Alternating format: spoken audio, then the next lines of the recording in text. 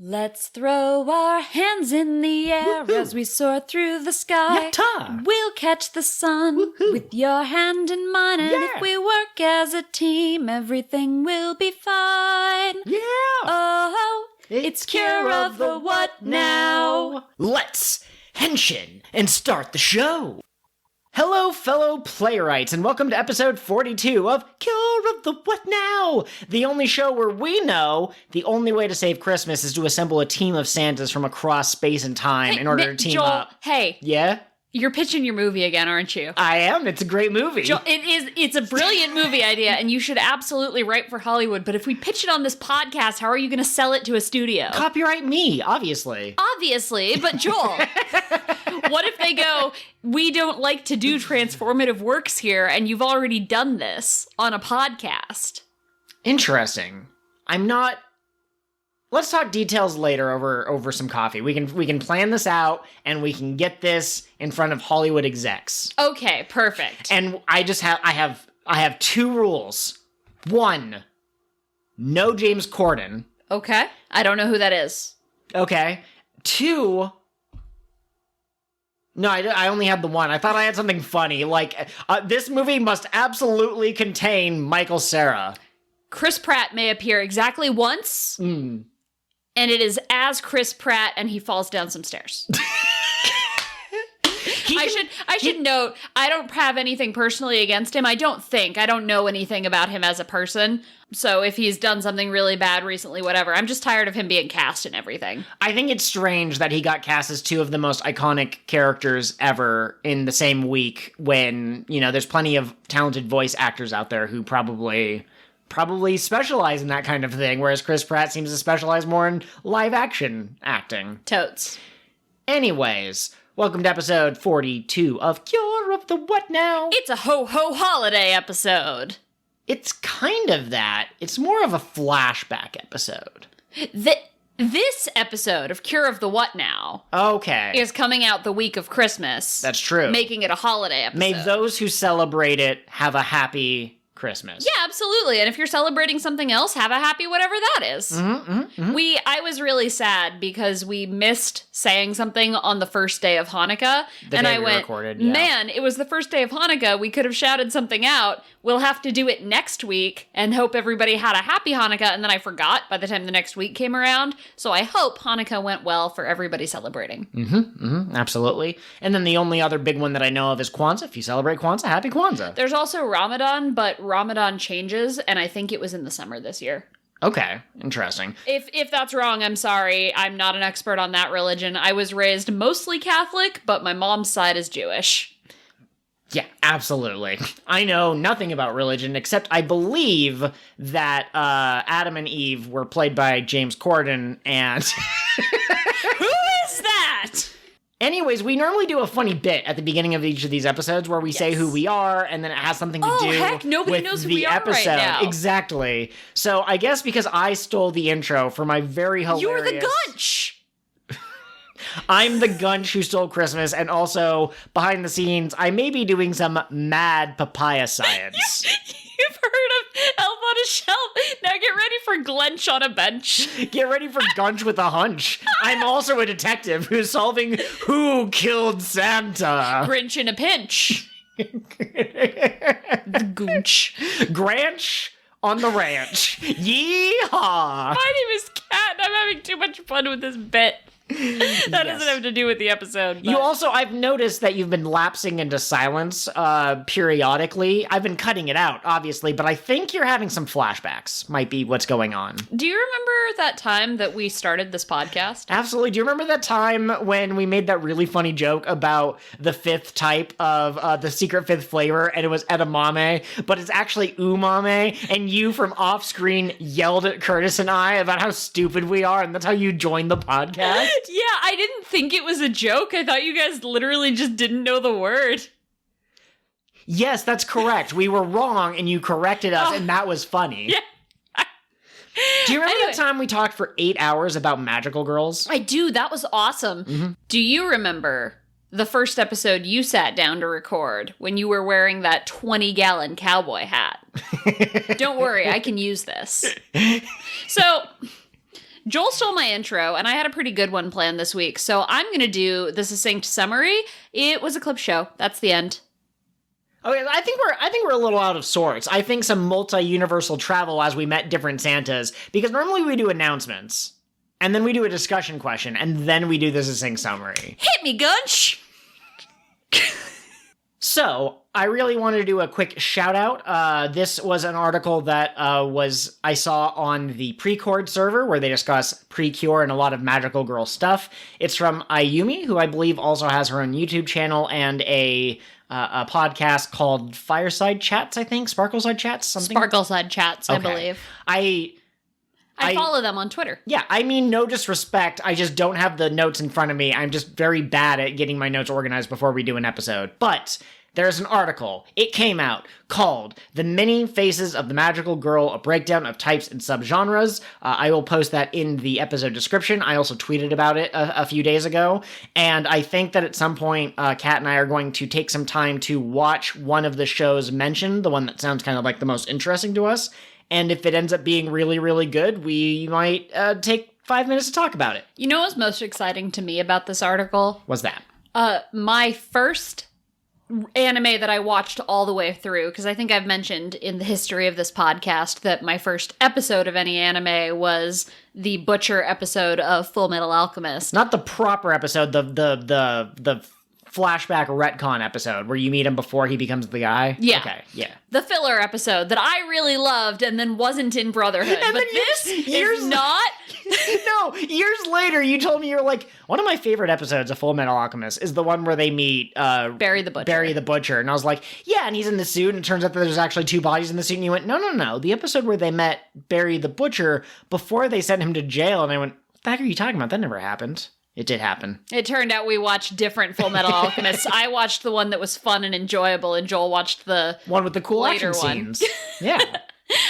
But no, my first full anime that I watched was Full Moon wo Sagashite, and it holds a very special place in my heart. I made Joel watch it. It was one of the first girly animes that he really sat down and committed to watching. And is still one of the best. Yeah, and he discovered he actually enjoyed anime like that. So that was mentioned in this article, and I feel like I hardly ever see it mentioned anywhere, so thank you for including it in your history of magical girls. Yeah, apparently it was literally one of the last idol magical girls, a genre in which girls are aged up in order to be the proper age to be an idol, so they live kind of a Hannah Montana life, where they have a regular life and an idol life, and Full Moon was the last one of those, and it was also special because she wasn't just aged up to be an idol, she was aged up in order to not...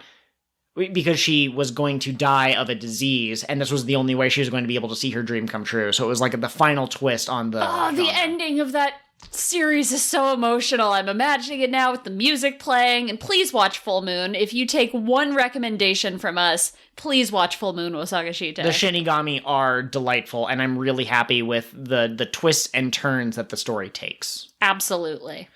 I think that's just about everything for announcements and that sort of thing. So now we can get into the discussion question.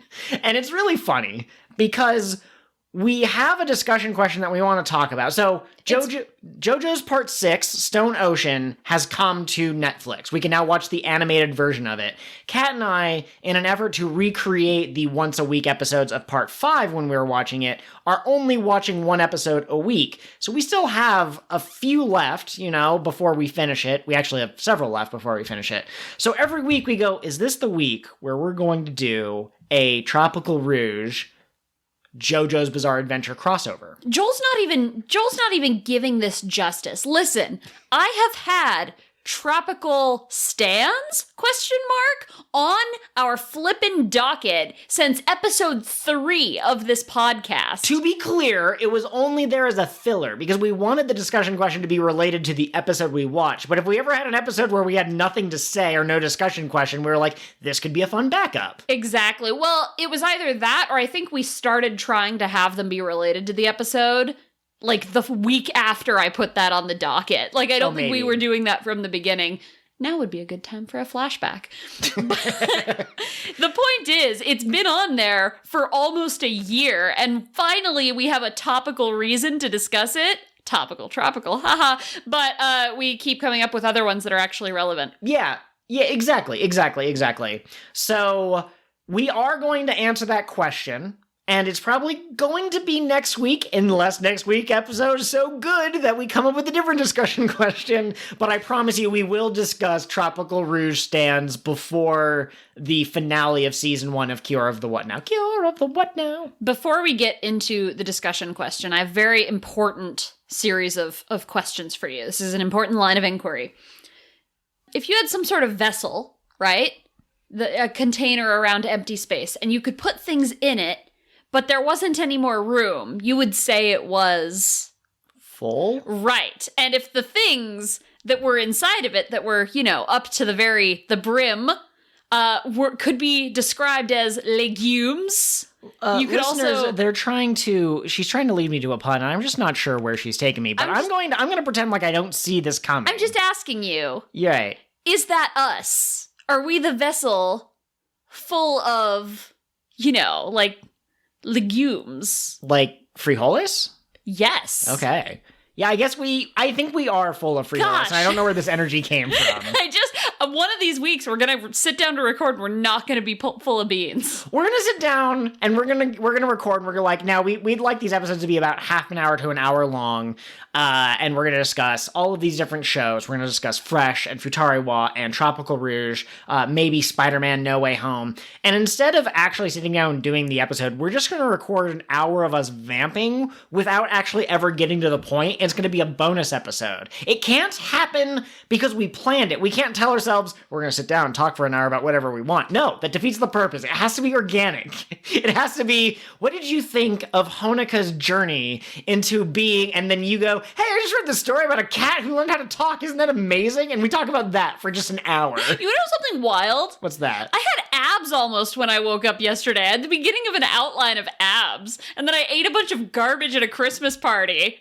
And my abs were gone this morning. It's like how the MCU actors aren't allowed to eat a single carb because their bodies would swell and they would no longer look hot enough to do that one shirtless scene. That's you right now. You're like, do I want to be the Chris MCU. Pratt or the whoever, or do I want to be someone who eats normal food like a person? Those Loft House sugar cookies at the Christmas party were so pleasing. I know we just joked about going on a tangent, but this is really funny. Look at me. This is funny. Do you remember, oh gosh, I can't remember his name off the top of my head right now, but Finger Laser Guy from the Eternals. Yes.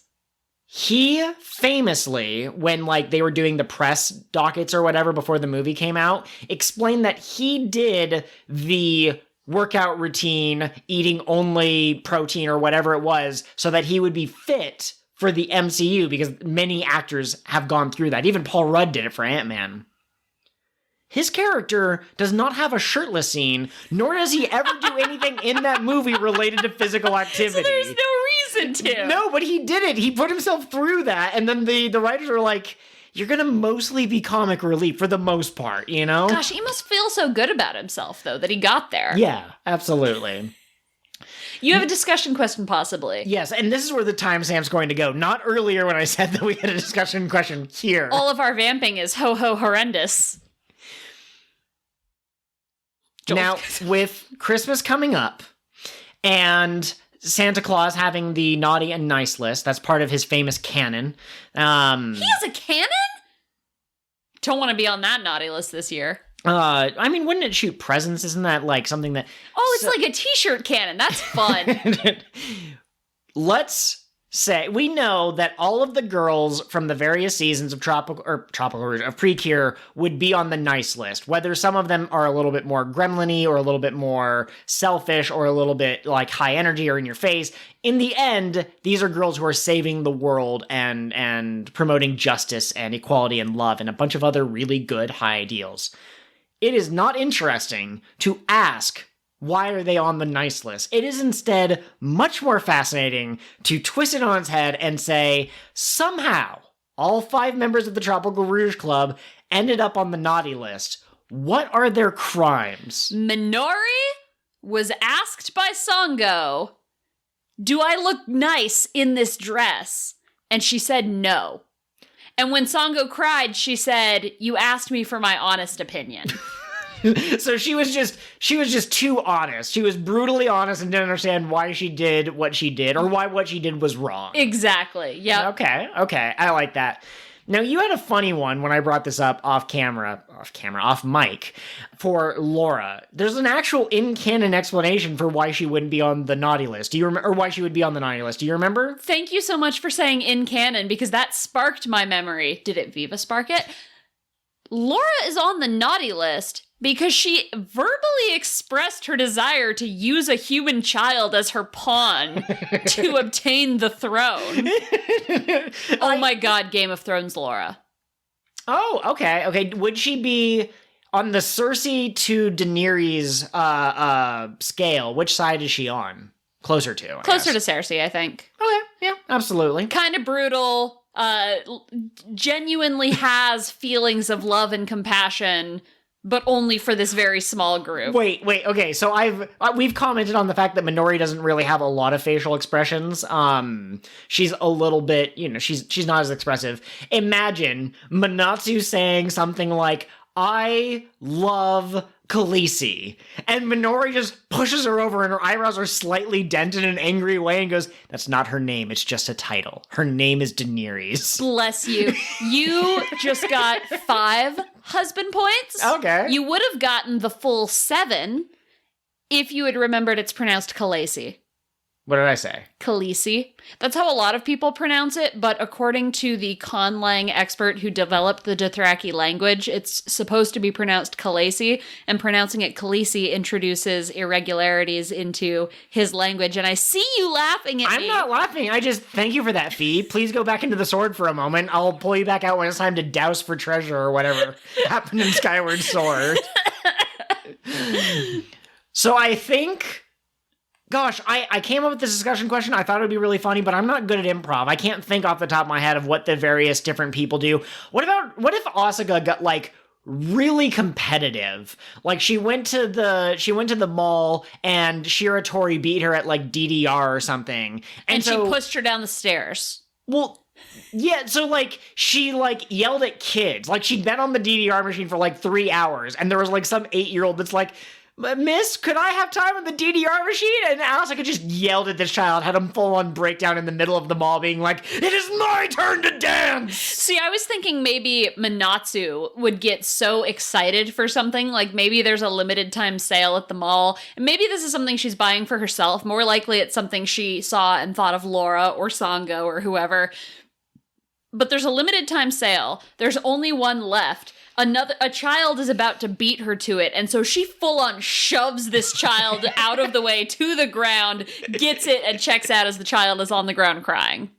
Okay. You know what else could put Manatsu on the naughty list? What's that? Just being a doof. Like her general ADHD. The girls are like, we all need to be here at this time in order to get tickets to the thing we want to go to together, and Manatsu just doesn't show up. I like Manatsu being like something along the lines of trying to help out a student in chemistry class, being like, I'll help you, and adds like something to the solution that causes it to like explode, like she's toxically helpful. She's trying to help, but she helps so much that she ruins it. Could put her on the naughty list. Totally. All right, so finally, we have Kururun. Oh, we didn't talk about Sango. What puts Sango on the naughty list? She's freaking Sango and Kururun are both perfect angels, and I don't think that they would ever be put on the naughty list, but we are comedians. We can do this. We must think of something that would be funny. What if Sango instigates a riot? Sango threw the first brick at Stonewall.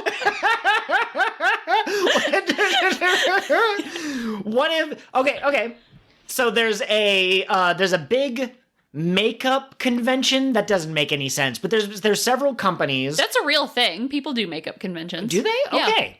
I'm the nerd who only goes to comic book conventions, so I wasn't aware of that. But Christmas time's coming up. All of the big companies want to release products that they can sell for the holidays and make big dollars because corporations exist only to absorb the money of the masses. And Sango finds out that there's something about their product that they lied about. So basically there's this big day that is being broadcast on television. Everyone's excited. There are people who've been sleeping out in tents outside of, not tents, sleeping bags outside of the stores since the night before, waiting for this thing to drop. And Sango just runs up, pushes the announcer out of the way in front of the TV camera, takes the microphone, and is just like, you know, this company lied to you. There's not actually going to be a mango-flavored lipstick this year. Lipstick isn't flavored. And anyway, sometimes it is. She reveals a truth that accidentally starts a riot. They experimented on beagles! Absolutely. Okay, so that's it. Sango is the rebel who sparks Imagine this crowd of beagles wearing lipsticks just following Sango through the crowd as she like screams and runs. Viva la freedom! I love it. Also, we have spent a long time on this, so I don't want to dwell, but really quickly, Laura's also on the naughty list for instigating a revolution at the North Pole so she could make herself the Queen of Christmas. Oh my gosh. She Oh my gosh. Nightmare Before Christmas, but it's Laura who stole Christmas. Imagine Manatsu making something really stupid and holding it up for Laura's inspection, and Laura doing the whole, like, my compliments from me to you. Now, you had something for Kururun. Yes. So Kururun, to get on the naughty list, and this is going to be a little explicit, I apologize in advance, but Kururun. And at some point, the Kururun get involved, and it just, everything is fucked. I knew I could get you with that. Joel's got a cat now. It's cat of the Joel now.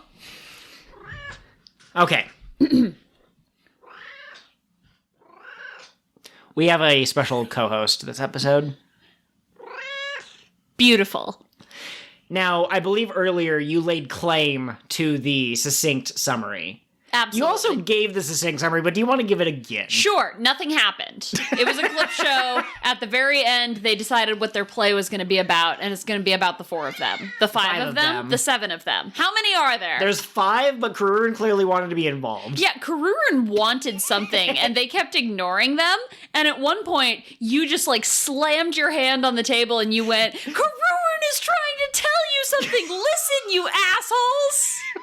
I was legitimately upset, because if you've watched Tropical Rouge, I would hope so. I don't think our commentary will make as much sense if you're only listening to us, but you know that Kururun, for the most part, usually only says their name, like, once, most of the time, but at the beginning of the episode, it was, like, going back and forth, a bunch of them were talking, and Kururun just kept being like, Kururun, like, very clearly trying to get their attention, and I think the joke was that they were ignoring them, but I didn't like it. And Kururun was, like, waving their flippers around. Can we agree Kururun and Kirby, very similar energy? Yeah, absolutely. So I found out today, the meta-narrative of Kirby is that there's something called the Void, and all of the monsters you fight are different incarnations of the Void when you, like, have negative emotions, but Kirby is the Void given positive emotion. Huh. That is very interesting. And also the weirdest non sequitur we've had on this show. No, Kirby had deep cut lore, and I was thinking about how Kururun is pink and small, and that made me think about Kirby. Yeah, absolutely. I just imagine Kirby couldn't possibly absorb Kururun, because the moment that Kirby absorbed Kururun's energy, Kirby would be too cute. You know, like, both of them are bordering too cute, but if you actually, it would cause the cute in a singularity. Right, we can't have a Kururun. Kururun? I don't know. Kurubi. Did you like this flashback episode? No. Okay. I was really bored. Eventually, I was like, do we have to even watch this episode? And you were like, yeah, there might be something. Because in the first flashback, there was funny, like, Manatsu and Laura were saying things, like, voicing over the flashback that didn't actually happen. And I thought that would carry on through all of them, but no, it was just that one. Yeah. So, to give a slightly less succinct summary, Minori is working on this play that they need to have ready for the event. They have a new name for it, or at least it's Tropica Fest. Tropica Fest, yeah. And she's trying to say, like, the only way I can write a good play about all of us is if I know more information. Laura, Manatsu, you two never told us how you met. Can you tell us that story? And so she retells the story of the first episode of Tropical Rouge. And then they're like, Sango, how did you meet Manatsu? And she tells her version of the story, and then they start walking around town. They're like, oh, there's the place where Asuka saved us from those weird Popeye villains in that one episode. And when Laura is telling the story of how she was charged with saving the Grand Ocean, she makes herself out to be more heroic than she is. She is textually the one who will save the Grand Ocean, but she's telling the story like, the queen with her last breath bequeathed unto me the secret compact that would help save the day, and she knew I was the only one with a heart pure enough to unite the human and mermaid worlds. And at some point Minori goes, I think you're exaggerating a little bit. And she goes, no, that's basically how it happened. You also get the occasional flashbacks to Minori writing things down and saying, I can use that, which accumulates in the perfect callback joke when at one point they all recollect the time that they met Kururun, and they all are super unimpressed with Kururun just washing up on shore. And then eventually Kururun goes, Kururun, and Minori goes, I can't use that. And then Kururun goes, Kururun? And Minori goes, no, not even then. So, I guess Kururun's story is not interesting enough to make it into this play. Poor Kururun. Oh man, the one thing that I did appreciate, and I didn't actually notice until that one welder guy pointed it out, but it's been a long time since we've seen their individual victory poses, and we got that in each of these flashbacks. That is true. That is absolutely true. I also appreciated that the villains just so happen to also be sitting around a table reminiscing about all of their defeats, so every once in a while, they will be the framing device that brings up the flashback. But I am going to have to agree with what you were saying. This episode is largely boring. The ending actually was kind of fun, though, when they actually started talking about the play. So for some reason, they're going to put the play in medieval Europe. And I think the narrative in the show is that a lot of fantasy stories take place in medieval Europe. I also think that this show has dragons, and we're going to get back to that in future speculation, and I think medieval Europe is the best place to have dragons in your story. But I think there's another crack theory that I'm gonna break out now instead of waiting till later in the episode. What if the play is going to take place some point in the past, and by sheer coincidence, that's also the last time that a mermaid meaningfully came to the human world, and this is going to tie into the story of the legendary palm tree that gained sentience and became the first PreCure. Yeah, the Alolan Executor is given human flesh. Yeah. Okay, absolutely, I could feel that. Our cat wants all of you to know that she loves you, and if she ever meets you, she hopes that you might be able to bestow upon her many scritches and pets. Totes.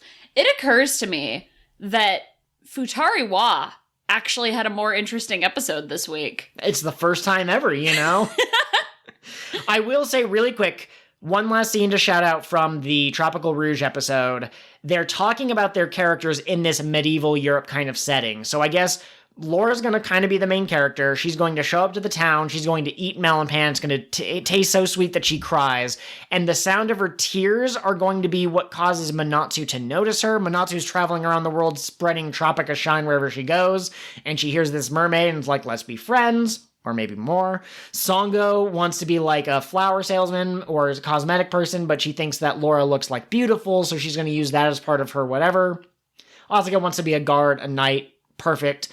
That's what I wanted to shout out. Yes, go. Minori wants to be the detective who works down by the wharf, and also she believes in the legendary papaya or something like that. No, she's the descendant of a dragon who guards the papaya treasure. Yes. See? So you have all of these characters that are like, I want to be me, but in medieval Europe. And one of them goes, I want to be me, but in medieval Europe. And I want to be me, but in a suit of armor. And then you get Minori being like, my character is a level 13 shadow edge, and she has the power to blend into the shadows, and she's super cool. And Asuka and Sango are looking at her like, you really put a lot of effort into your OC. This is incredible. What do you think Minori's OC would be named?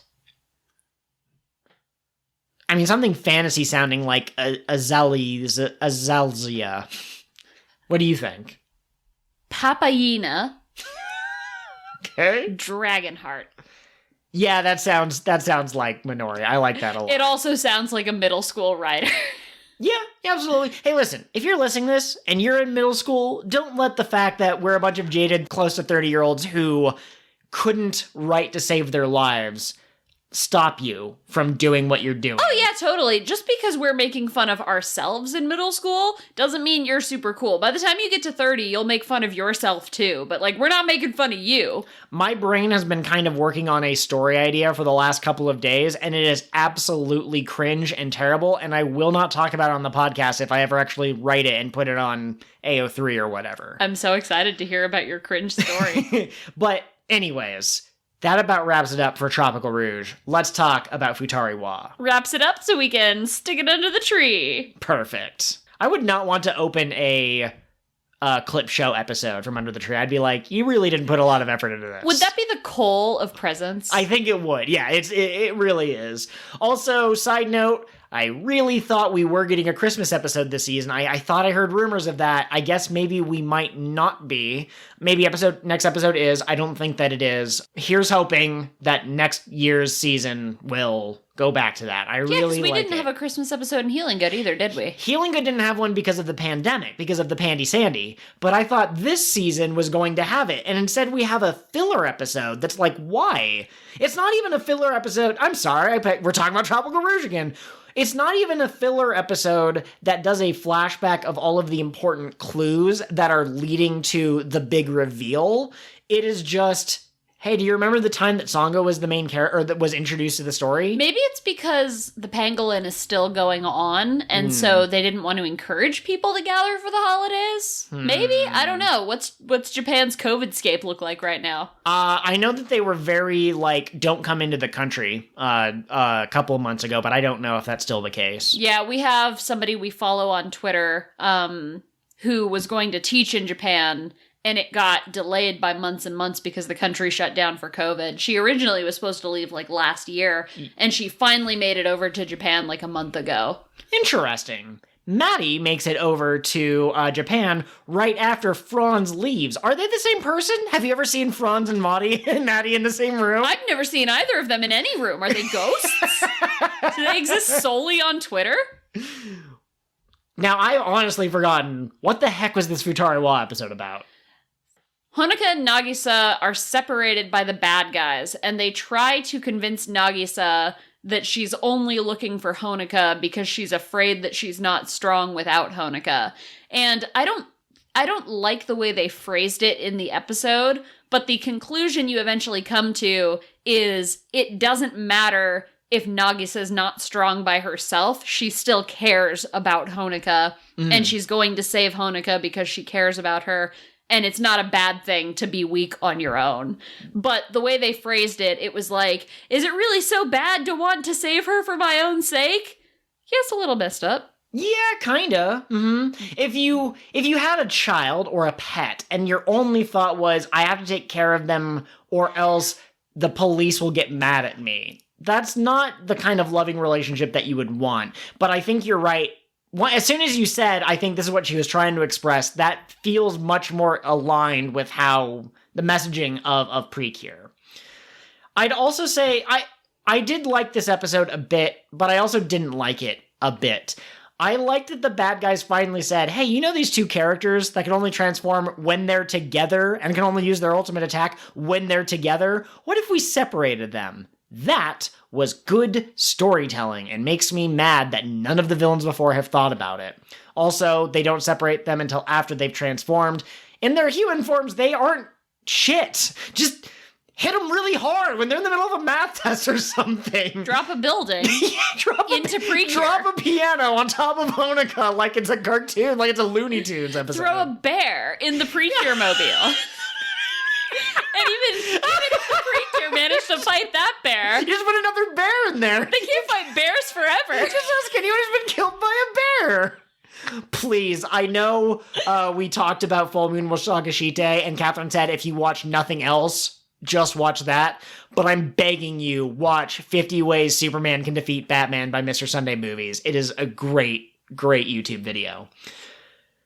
The other thing that I like about this, well, two more things I like about this, Nagisa finally feels like she's becoming a character who is making active choices. Every episode she's been in, it really feels like she wants to live a normal life. And by normal, I mean she doesn't want her brother to talk to her. She seems kind of annoyed to spend time with her family. She doesn't really like to wake up on the weekends and stuff. She doesn't really seem to like lacrosse that much. But now she was actually at the end of this episode talking to Shiho, I think her name is, saying like, we're gonna go get our happiness. Yeah. It's like, yeah, Nagisa actually, after 42 episodes, she finally has a character. She's decided to dedicate herself to being better for Honoka. Yes, absolutely. And that was the last thing I was going to say. This episode is once again another piece of data that shows how strong their friendship is. And I like the PreCure seasons where it feels like they're growing closer together, and Futari Wa, although is largely about their relationship, rarely feels like the two of them are actually getting closer. There's probably like 3 or 4 episodes so far in the runtime that we've seen that actually feel like it. But this one is a good example of it, and I think I'm ready for this season to be over. I think they're in a good place for the final confrontation. Totally. Speaking of being in a good place for the final confrontation, we're running out of Fresh episodes, aren't we? Kind of. I think Fresh has like 48, so we're in like the final 10-ish. Yes. Is kind of what I was going for. Absolutely. We didn't do this on purpose, but if we continue to watch exactly 2 episodes a week, I think it will finish up right around the time that we finish Tropical Rouge and Futari Wa as well, but we might finish Fresh just a little bit sooner because we are watching 2 episodes at a time. Totally. This week, we watched episodes 35 and 36. I left out a very important detail when we were discussing episode 34, the one where the bad guys froze time. The bad guys have been trying to fill the Soro gauge, and we were going to make no comments on what the liquid inside the Soro gauge looks like, but every time they show it on screen, I go, ugh, they should have picked a different color. But I just remembered. I'm gonna say something later. We'll be back. We'll put a pin in it. But my point is, the episode where they froze time, they generated enough despair that it finally got full, which awakens infinity. We were told, I'm pretty sure in like episode 2 by the little bird guy, that infinity was chiffon. But no one else in the series knew that. Tart didn't know it, Momo didn't know it, even, Westar and Solar, they didn't know it. But when infinity finally awakens, chiffon, like, I must return to my people. Like, she starts glowing, her eyes go, like, gray, and instead of talking like a cute, adorable fairy baby, it's like, I am infinity! And that was where episode 34 ended, was her flying away and everyone being confused. So episode 35, they're looking for Chiffon, who went to a place called Toyland, which apparently exists, and the Infinity, or no, they're not Infinity, Mobius? Labyrinth. Labyrinth knows where Toyland is.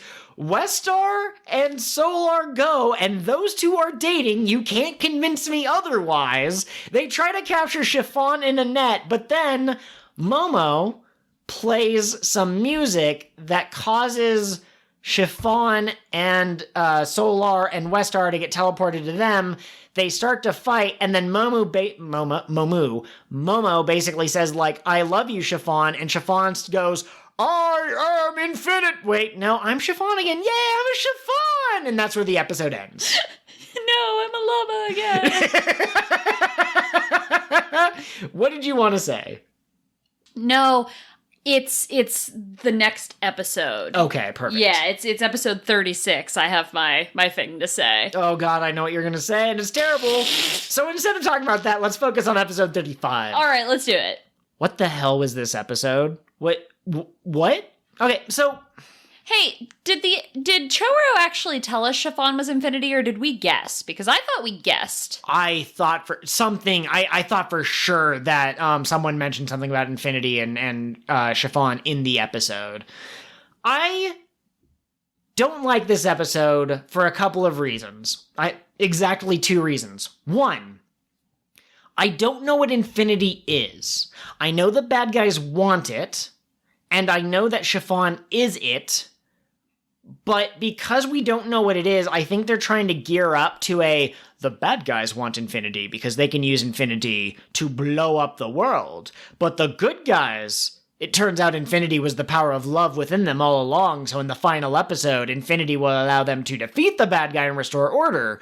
So I think what they're doing is they're trying to make us think that infinity does something, but are slyly not telling us what it actually does so they can pull the rug out from underneath us and give us a happy ending.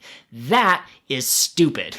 Truly competent writers should be able to say, here's what infinity seems to be, or here's what infinity seems to be able to do, but you give the readers enough information, or viewers in this case, that when the final episode comes around and they do a plot twist and it turns out infinity is not the world-destroying machine, but is actually, in fact, an infinite energy machine, and that energy can be used for good or bad, you don't want that to feel like it's an ass pull. And Chiffon's identity as infinity and the purpose of infinity both, to me, feel like random details that they'll fill in later when they finally hire an intern to come up with lore. Yeah. Okay. I wanted to see if you were on the same page as me or not. The bad guys want infinity. Yeah.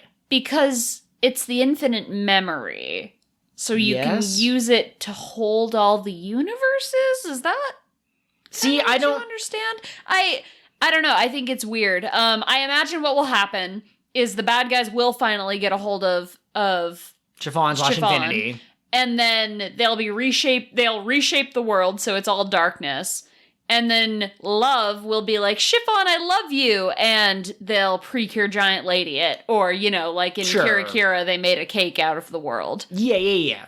I agree. I just think that the setup isn't great. And then we also learn in episode 36, not to jump ahead, but apparently Chiffon can just turn back into infinity when the weather changes or whatever, like for whatever reason. And the bad guys can use that to track down where the girls are. But the bad guys were already tracking down where the girls are, so I don't like that. Okay, the other thing, my other criticism, and I do want to say I still love Fresh. Fresh is a great season. I just think that there's occasional episodes that aren't as good as the rest of it, and it lets me down, because I wish they were all amazing. The other thing that annoys me is it seems like the intention of the writers is... It's love, not love the character, the emotion love that causes Chiffon to retain her humanity? Is that the right word for a fairy? But that's what causes her to be a cute little baby. And Infinity seems to be some kind of like Avatar-like state where she doesn't have any emotions. But the way they showed Momozona Love getting Chiffon to come back to being Chiffon didn't feel organic, and it didn't feel like they spent the episode working up towards it. It felt like they spent 25 minutes doing where is Chiffon, and then they spent 1 minute going, Chiffon, you're really important to us, and then that suddenly fixes it. I think the episode should have better focused on, like, what if, at the end of episode 34, Chiffon turned into Infinity, the bad guys tracked her down, they had the Infinity radar, they put her in a machine. And then episode 35 was the girls trying to figure out how to break into Labyrinth, find Chiffon, get her out of the machine. When they first show up, they try punching it to get her out of it, but the glass is made out of like super friendship repellent energy or whatever. And then in a tearful moment, they're like, Chiffon, please, we love you so much. We came to get you back. Please come home with us. And then that's what causes Chiffon to be able to break out of the containment unit. I think that would tell the same story and would be more interesting than what we got. Absolutely. It was a little bit Ash cries, or Pikachu cries on Ash. And he gets reverted back from stone. Okay, I'm glad we're on the same page here. Totally. Do you have any other thoughts? I don't think so. Are you ready for what I'm about to say about episode 36? Oh, wait. Time. MILF time. MILF time. It's time for MILF. I don't know why I dabbed when I said the word MILF. But anyways. Now this, ladies and gentlemen, is a ho. North. I thought you were going to subvert expectations. I'm like, there's no way she's just going to say the word ho. She's going to turn it into a word that's actually more family appropriate. But you didn't. You subverted my expectations by not subverting them. So episode 36, sync summary time. The girls are looking for acorns. Treasures. All right, they're looking for treasures, which are secretly acorns. And I think it's a really cute episode. We commented on this while we were watching it before we started recording.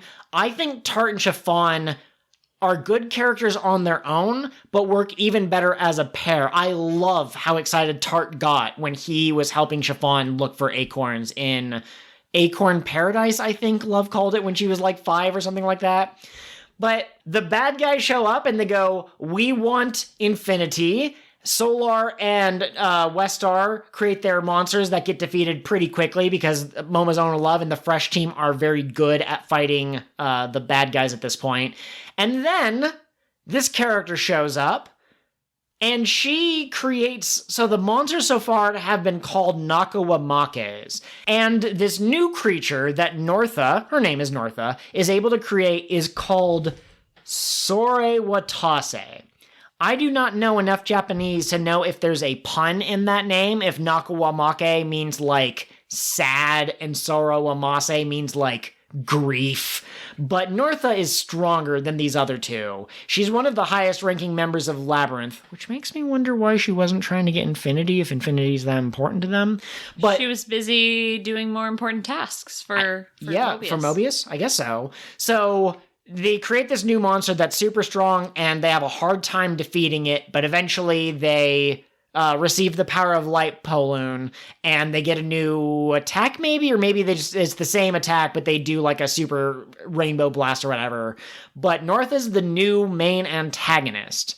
And what I thought you were going to say when you said that you had something horrible you had to say about these episodes, I thought you were going to say something about the way that the liquid in the sorrow gauge looks, and the fact that she put it in a teapot. That's looking what contraption. I was gonna say. Yes. Yes. Are you familiar with Giorno Giovanni of the JoJo franchise? Now, JoJo's is still the superior series because it has referenced drinking pee twice, whereas Fresh. Fresh has only done it once. So by the numbers, technically JoJo's is superior. And now when we say superior, we mean disgusting. Yeah, just to be clear. Yeah, well, I am never going to even remotely reference this joke again because it's disgusting and I don't think anyone should normalize it. Also, Northa didn't drink it. She poured it on her plants. Yes. But, which is how she grows her Sorowatases. Yeah. But when Joel saw her putting it in the teapot, he went, no! So honestly, what I thought was going to happen, because this episode showed Westar and Solar no longer being a threat, I thought she was going to take the sorrow juice and feed it to them, and they would transform into like four-armed monsters or something, you know, like the evil versions of themselves. See, I think that would have actually been way more awesome and interesting, because then Ys could have had a moment of like, these were my companions, and they did bad things, but I did bad things. Maybe they deserve to be saved. You should really watch Star Twinkle. Star Twinkle does not do they turn into worse monsters of themselves. At least I don't think that they do, but they have a storyline that's a little bit closer to that. It's a little bit more nuanced than I turn good, it's up to them to turn good. No, you don't understand. There's societal pressures and structures that have built power. You escaped because love reached out her hand and pulled you from the pit of despair. Now it is up to you to turn around and reach your hand out and return to the next person in the bucket. Exactly. So that's what these episodes are about. Northa is both beautiful in her civilian clothes before she does the switch over, and she's also simultaneously also good looking in her true form, I guess if you want to call it that, but she's also kind of terrifying and alien. Like, there's something about the way she's shown in the theme song that makes me think that she was more going to be like a slug or a snake, like a slithery type of creature. And I like that kind of body horror for like the truly evil monster generals, for them to like just vaguely not quite be fully human. Yeah, totally. I don't like it when they use disfigurements that somebody could realistically have. Sure. As a shorthand for like, look at this monstrous creature. But like, if you've got snakes for eyes, Yeah? No real person has snakes for eyes. That's just terrifying. Yes. Also, I really like things that are covered in many eyes. And I asked Joel once, because Joel is a thing about eyeballs. I was like... I absolutely hate horror monsters that have too many eyes. I was like, how many eyes is too many? Because, like, 50, that's a lot of eyeballs. But, like, 200 is a lot of eyeballs. And Joel goes, 3. And I was like, what do you mean 3? There are 3 Clops characters that are awesome. And he goes, no, any more eyes than you should have is too many eyes. Well, okay, so it depends on how it's drawn, because I could see something like Owl House, which does have some kind of monstrous proportion creatures and has like literal demons. I could see a Triclops in Owl House being cute if it's drawn the right way. But if it is not drawn in a way that it is cute, any more than the requisite 2 eyes for humanoid characters has the potential to be disgusting. Even 2 eyes has the potential to be disgusting, but if they're just normal looking eyes, 3's too many. That's my personal preference. Okay, that's fair. It's also important to remember that I do have tryptophobia, so it might not necessarily be the eyes. It might just be like the number of, I guess, holes. Now you're making me imagine many holes. Okay, we're gonna stop talking about this. I don't have the same problems you do, but I don't like it. Fair enough. Westar and Solar are the we gay keep scrolling meme in these episodes. Yeah. So really quick, let me do the setup to the joke and you do the punchline. Okay. Except it's not a joke. These characters, the Labyrinth characters, they have civilian-looking clothes, and they have their real form, I guess if you want to call it that. So Westar, for example, is a hot blonde guy in his civilian clothes, but when he switches over, he has green hair, and he has like a blackish kind of suit. And when they do switch over, they take their 2 hands, and they put them together, and they do a little like hand motion, and they go, switch over, and then they transform. But in this episode 35 specifically, Westar and Solar, held their fists out to each other and did the switch over gesture together. They're boyfriends. They held hands in order to initiate their evil transformation. No, Joel, this was a marriage ceremony legally. Northa was officiating. So anyways, you and I both made like very squealy kind of noises when that happened, because like, what a perfect visual metaphor that like, I don't think parents would get too upset about, like, they're showing this to our children, but like, it clearly means something, I think. Absolutely. Well, and like, I just am obsessed with the smart, reserved plus himbo relationship. Oh yeah, Kobraja and Kumajaki were excellent at that. I think you could arguably say that about Graves and Eliseo as well from Kira Kira. It's a great combination. It absolutely. Really is. It's just a dynamic that like, and I love the yes, he's stupid, yes, he's hot, yes, he's mine attitude that I know Solar is putting out there. Absolutely. Now, we should probably focus on kind of exiting the podcast episode. We don't want it to go for 3 hours or something like that. Aren't we making up for all of those episodes we've had recently that have just been like 30 minutes? Yes. But you're right. Let's move toward Tropica Thoughts. Before we go on to Tropica Thoughts, there was a screenshot from Tropical Rouge that I forgot to mention. So I posted this in the Discord. I am officially setting an attention. By the time this episode is out on YouTube, if you go to my Twitter profile, there will just be a link to the Discord server.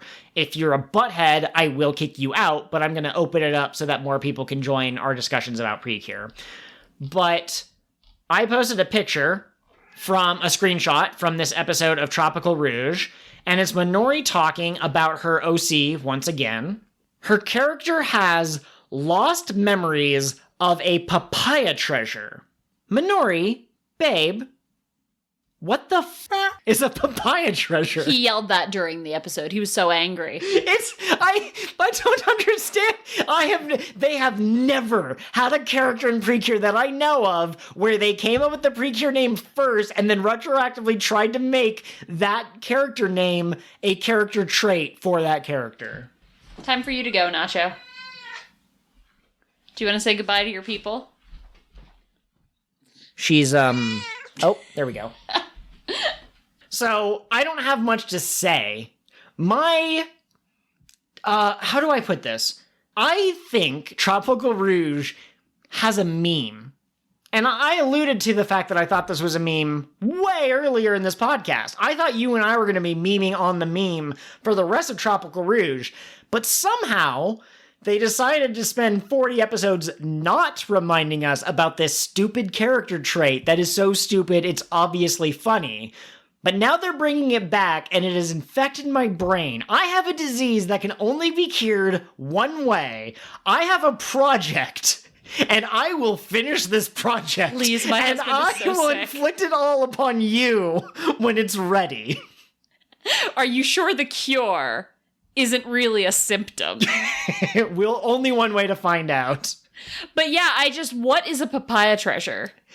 I imagine it's just like a mountain of papayas, like it's a papaya hoard. But how do you hoard papayas without them going bad? Doesn't fruit eventually rot? Maybe it's a treasure chest that can only be unlocked by papayas. Papayas are the key that will unlock happiness. If they did a season where every character was named after fruits, oh wait, they have! And each of them had their own fairy, it would be interesting if papayas represented a certain type of personality. Like, if you have, like, a cherry and a strawberry and a apple and a pear or something, you could say that, like, pear represents truth, and apples represent courage, in which case a papaya treasure would just be like a treasure related to that character trait. But because it's one character who has a weird obsession with one specific fruit, what the hell is a papaya treasure? Do you think they'll ever do a season of PreCure where the fairies are digital a la Digimon? Maybe eventually, but I think that PreCure for now is trying to focus on traditional femininity, which is usually not as related to computers and beeps and boops and stuff. We've had a couple of scientists. We've had Himari and we've had Honoka and a couple of others from other seasons, I think. But we've never really had one that was a computer girl, as far as I know. And until we get that as like an acceptable form of being girly, I don't think we'll get digital mascots. Okay, that's true. Also, I've been holding this in every time my boss mentions Christmas presents to me, so I have to share it here. She was telling me she got her grandson a Tamagotchi, and every time she brings it up, I want to be like, oh, did you know the name comes from Tamagotchi, which means friend, and Tamago, which means egg, because it's like an egg friend. And I haven't been able to tell her that, but now I've told all of you and I feel better. Okay, yeah, absolutely. Do we want to do Tropical Thoughts and then we do future speculation? Yeah, let's do it. All right. No points awarded for guessing who wrote in this week about the Tropical Rouge episode.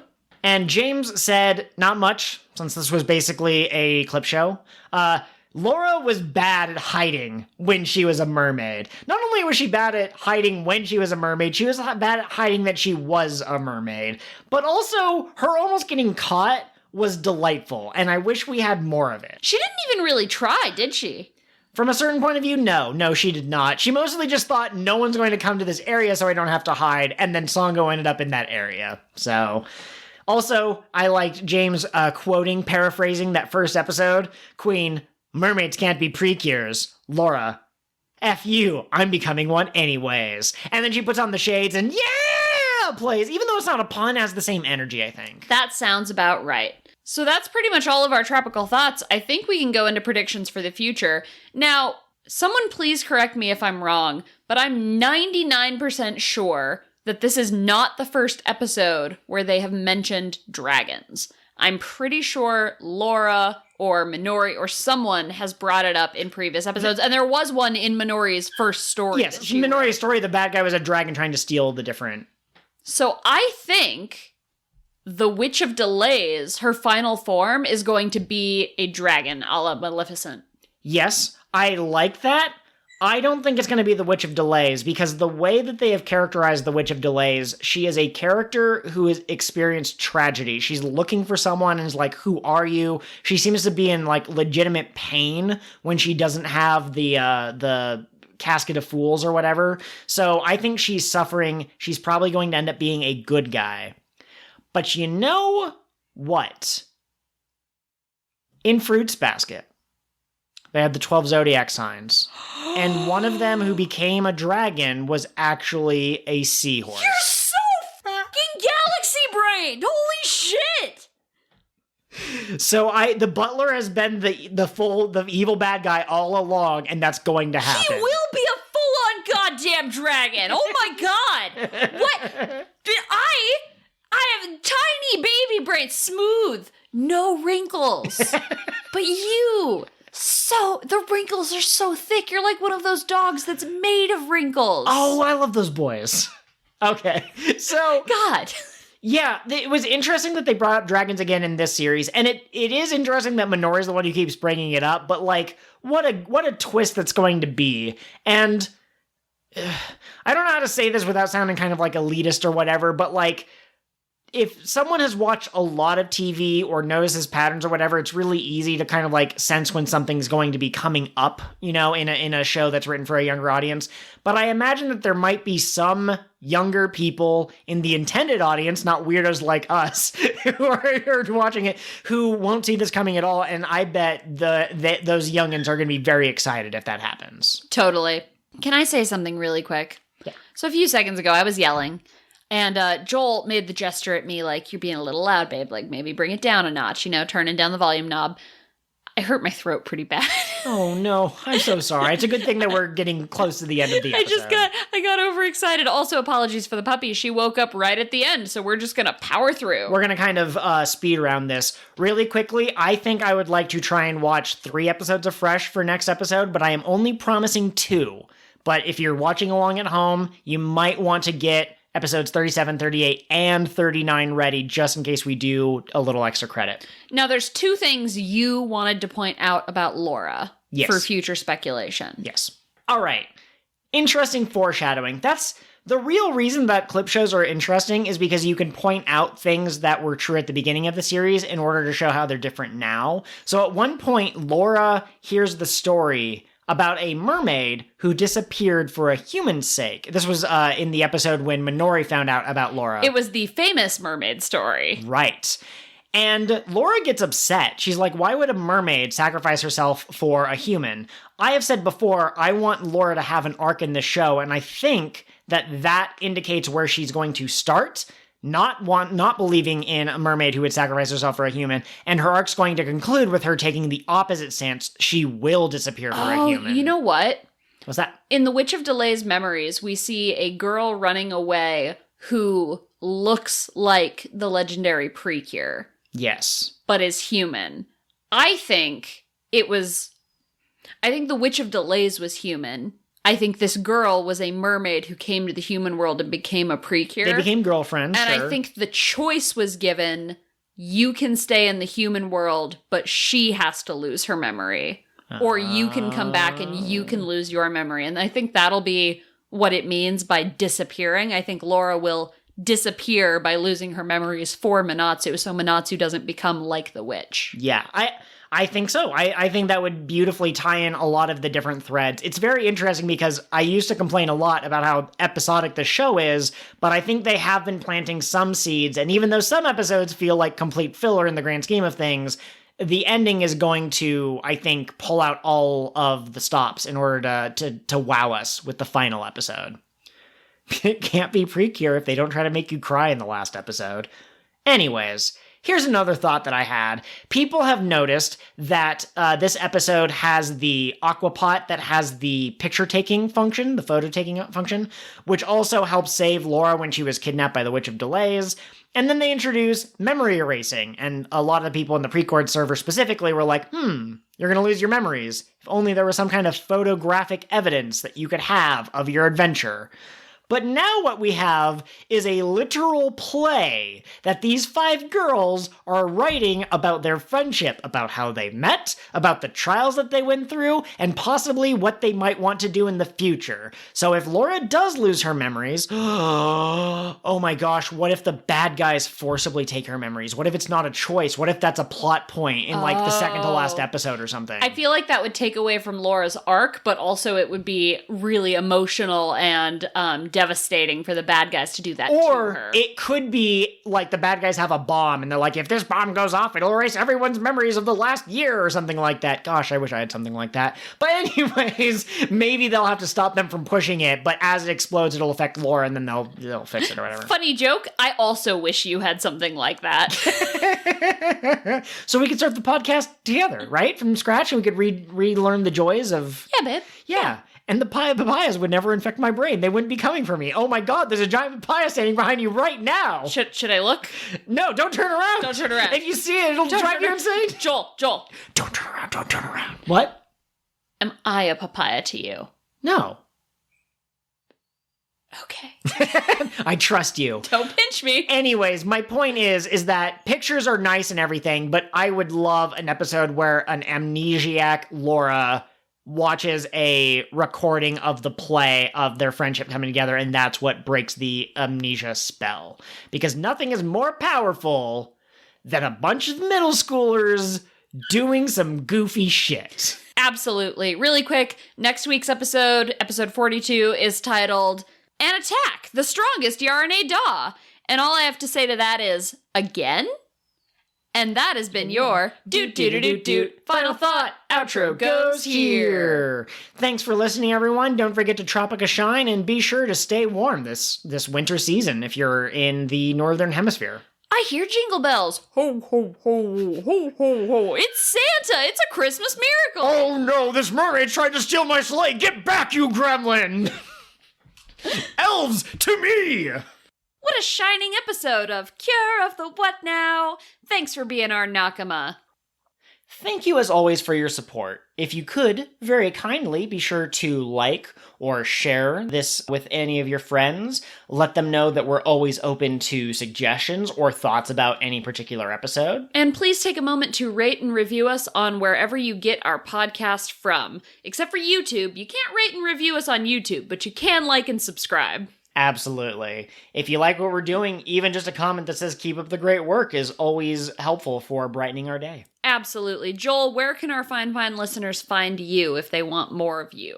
Absolutely. The best way to get in touch with us is to go onto Twitter and find us at KOTWN_pod. That's where we're most active. But of course, we also have a Gmail. That's kingofthewhatpod@gmail.com. You can also find me at Pirate Ghost Host.